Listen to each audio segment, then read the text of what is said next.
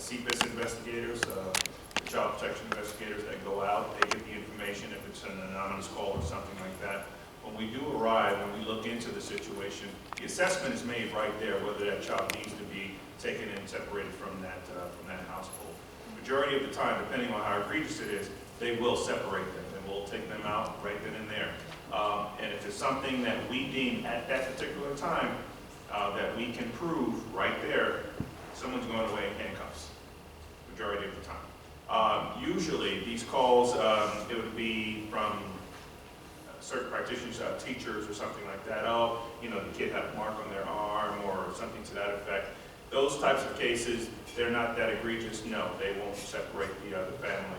They'll go through and continue to process the situation in the case, but it all depends on exactly the magnitude of injury that might be on the child or what's being told to the investigators.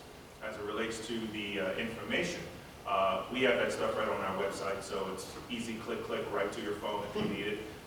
Or we have the flyers right here. We try to get it out. You know, social media is, and internet-based is the best way right now to get that information out. Majority of these organizations have it on their website, majority of them, because they know you can't travel all the way up to these far locations to get that stuff. And when you're trying to hit a population of 5 million, you know, in this South region, it's very hard to try to print that stuff. So you definitely want to use the internet base if you can to get that information in your household. And 211 is also another resource in the community that's partially also funded with Children's Services Council dollars that anyone can call 211 and get immediately connected to one of the resources that are available in the book that I just mentioned is in the back. This book is also on the CSC's website under www.cscbroward.org, so you can pull it up in English, Spanish, Creole, even Portuguese, so that it's available on hand. And if a person doesn't have computer access in their own home, they can also go to the local libraries as well. And we, again, when I mentioned that in terms of like the main office being on Commercial Boulevard, this is more for like churches in the community that would like to get these for free to put in their churches. For the schools, we often go to the schools and when they have different resource fairs and provide these booklets there. We definitely try to advertise it by giving these to our community partners to have at their facilities, to make it free and available even to local doctors' offices so that anyone can get them for free. Yes. Mine is more of a question in terms of marketing. And I guess since I'm in church, I could quote my favorite scripture, which I think is Hosea 4:6. It says, "For lack of knowledge, the people perish." And I can only speak for the Caribbean culture in particular. If you want to find out about a party or a sporting event, you just have to stop at any restaurant. I have never seen any of these information in those restaurants. How can we take this information to the street?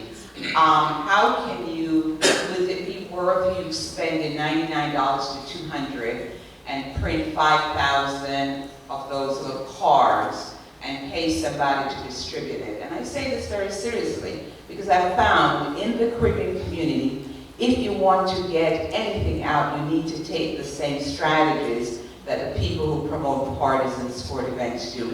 And it works. And you need to be on radio. These need to be public service announcement. You need to purchase a 15-minute spot. So, you know, I used to be a juvenile public defender. I served the community as a lawyer. So I get to go between different communities and cultures. And the one thing I know about this community is that they don't get the information delivered to them through the mediums that they're used to getting their information. And then people say they don't know, but they're not given the information. So I hope that, I'm telling you, just the flyers, just stop by any of those. That's how they get information. And I guarantee you, you could get 50,000, 10,000, 20,000 pieces of information for relatively cheap and save at least one child. And the second thing I wanted to say, we all know now what constitutes sexual harassment. I hope we'll also know what constitutes sexual abuse. And I hope we will market that as much.